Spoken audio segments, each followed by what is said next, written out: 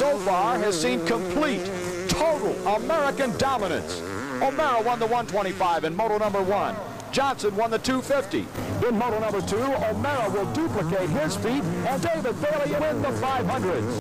With one moto remaining and a score of 4 points, 1 point for each of the class wins, the American team will have clinched the Motocross des Nations. Here's Bailey across the finish line. He takes the checkered flag, and there's O'Mara. What a ride put in by the O-Show. That has to have been the best ride of O'Mara's career. For O'Mara, the day is over. 2 moto rides, 2 125 class wins, and 2 incredible second-place overall finishes.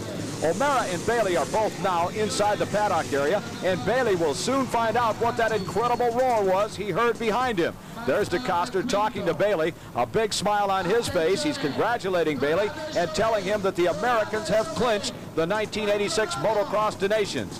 Now DeCoster looking at the other end of the paddock for Johnny O'Mara. So it's really important to get a good rut. You see that Rick is actually lined up outside of his rut, and his throttle grip is almost touching Heinz Kinnegadner there. I believe that's who that is on his right. So he has actually sacrificed his comfort just to make a little bit more room for me, and watch how good it works.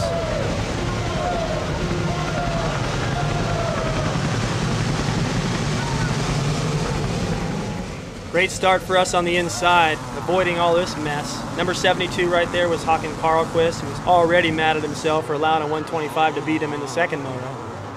Add more problems to his day.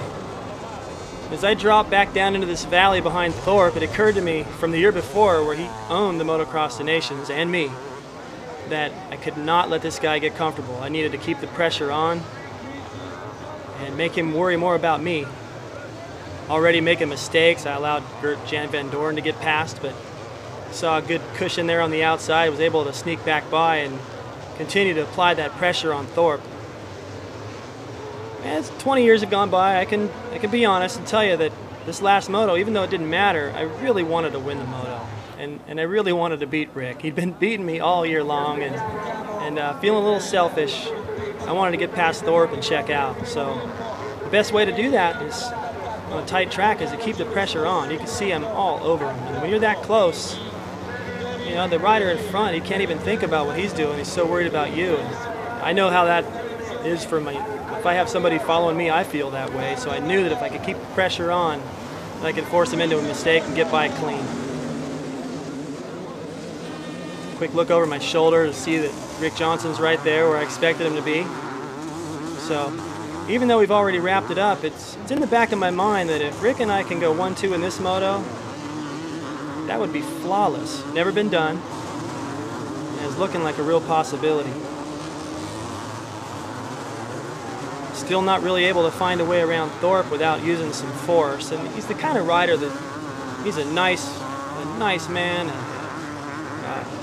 somebody that demands the kind of respect. You don't want to go in there and run over his foot and knock him out of the way. He's the kind of guy you want to pass cleanly, because you just know that's how he would pass you. But as Rick started to catch us, that selfish state I talked about, that started to come back into play, and I got aggressive in the back, made my way around Dave, and began to check out. I can tell you this, following a 500 for a couple laps hurts. So I knew what Rick was feeling back there. Once in the clear and still pretty sharp from the moto before, I had the advantage over Rick, both Thorpe and I did, of knowing exactly how the track had developed and where it was rough, what berms had gotten too deep, and how to take the best line and not take 2 or 3 laps wasting time to get adjusted. Watch Rick right here do the same exact thing I did to Thorpe. So he's back there watching my lines and Thorpe's, getting it all figured out and just setting Dave up. As I was trying to lay up just a little bit and allow Rick, you can see him back there, to catch up so we could ride across the finish line together, it was just one of those days where even when I slowed down a little bit, I still was finding lines and things working out for me that had me on the same lap times as when I was pushing. So I think Rick was like, "Come on, Dave. Remember we talked about going across the line together? Are you going to wait?" So this last few laps out here was special, because I realized what we had done. I knew we were part of something that was going to be talked about for years to come. And just enjoying riding that big 500 and in front of the fans on an awesome track, beautiful day. You know, a lot of things go through your mind. Since we'd already wrapped up the championship, I'm not having the usual things that go through your mind, like I hope I don't break a rear wheel or this thing seizes. We've already wrapped it up. Now it's just, where's Rick? Let's go across the line together. And things like making a speech that night at the awards dinner and getting married in 1 week. Wishing my wife could be here to see this. You know, it's crazy. From a fan standpoint, they're looking at the rider thinking, man, look how fast these guys are, and negotiating this track, which was rough, and the glare from the sun the last part of the day, we're tired. And you'd think that it would take all your concentration, but here I am worried about what we're going to eat later and all kinds of things like that. It's amazing what runs through your mind when you have that much time to think. It's better, actually, when you have pressure and you can focus. Sometimes when you let up is when you make a mistake, but this wasn't the day for mistakes. Everybody was on. And you can see now I'm just looking for Rick. Right when he started to get close to me, he made a mistake and lost some time, so I had to slow down even more. But fortunately, we had that luxury. Dropping back down into the valley over the jump that Rick appropriately named the elevator shaft. So rough getting into that corner. That's where he made the pass on Thorpe down the inside. While Thorpe had to negotiate that last big kicker going into the rut, Rick was able to just keep it pinned down the inside. It's a special feeling winning the Motocross of Nations. You know, you see American flags all the time. Difficult to put into words what it feels like to win the biggest race in the world with a perfect score.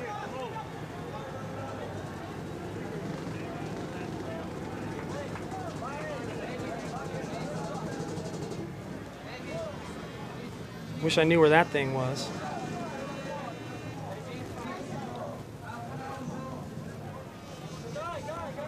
It's my mechanic there, Cliff White, as usual, doing a perfect job with the bike. Letting my dad know how happy I am. Making my way to the podium where Johnny joined us, and for the 5th year in a row, we came out on top.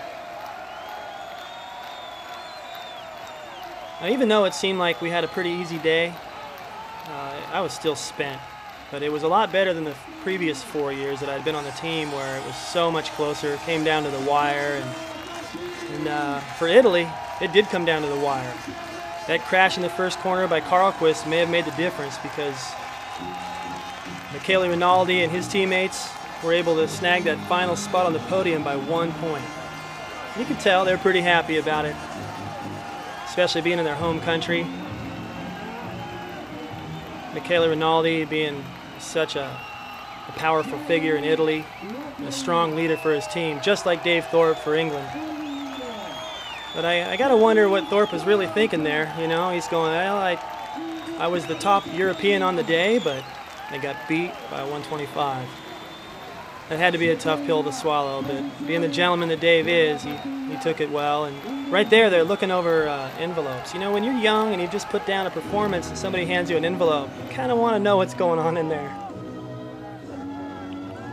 Look at all these people bothering Rick Johnson up there. He's trying to stand there politely and listen to an anthem, and these people just got to get their hands on him and bother him.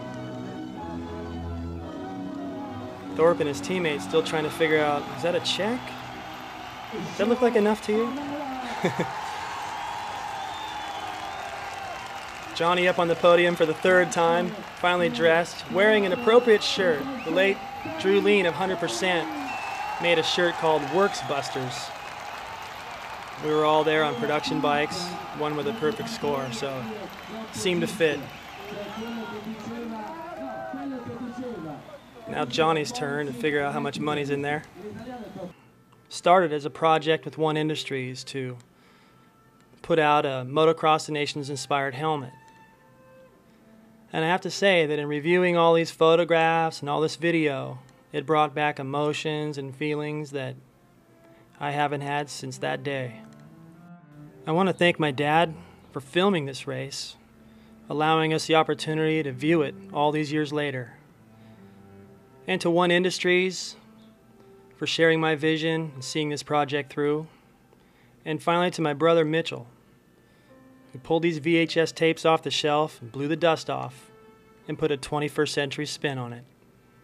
And Van Doren to get past, but saw a good cushion there on the outside, was able to sneak back by and continue to apply that pressure on Thorpe. As 20 years have gone by, I can be honest and tell you that this last moto, even though it didn't matter, I really wanted to win the moto. And I really wanted to beat Rick. He'd been beating me all year long, and feeling a little selfish, I wanted to get past Thorpe and check out. So the best way to do that is on a tight track is to keep the pressure on. You can see I'm all over him. And when you're that close, you know, the rider in front, he can't even think about what he's doing. He's so worried about you. And I know how that is for my, if I have somebody following me, I feel that way. So I knew that if I could keep the pressure on, I could force him into a mistake and get by clean. Quick look over my shoulder to see that Rick Johnson's right there where I expected him to be. So even though we've already wrapped it up, it's in the back of my mind that if Rick and I can go 1-2 in this moto, that would be flawless. Never been done. And it's looking like a real possibility. Still not really able to find a way around Thorpe without using some force. And he's the kind of rider that he's a nice man. And, somebody that demands the kind of respect. You don't want to go in there and run over his foot and knock him out of the way. He's the kind of guy you want to pass cleanly because you just know that's how he would pass you. And as Rick started to catch us, that selfish state I talked about, that started to come back into play, and I got aggressive in the back, made my way around Dave, and began to check out.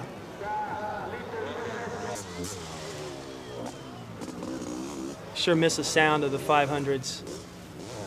But that bike basically right there is putting out about the same horsepower as what the riders are riding now on their 450s.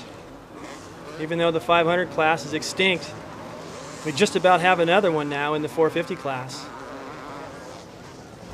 And prior to this race, you know, you'd think a tight track wouldn't be so good for a 500, but you know, like I said, this was one of those days where everything went perfect, and part of that was our preparation that it went well. And for me, I had so much rain before I left the U.S. that I was actually able to make a track in the grass. It had a lot of tight corners and ruts, so much like this track that what I thought was really hurting my preparation before I left home actually helped me.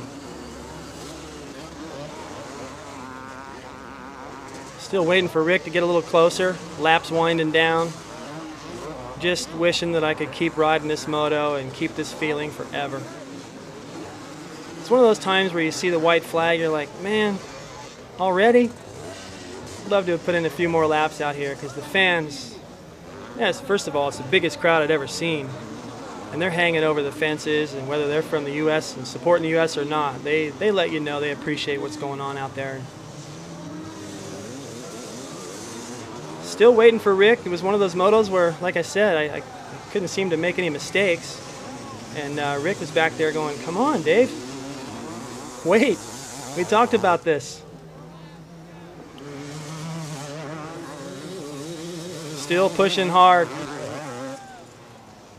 and extending our lead over the rest of the world. So we had all the time in the world to line up a final lap, little celebration. It was also very clear in my mind as Rinaldi makes another pass.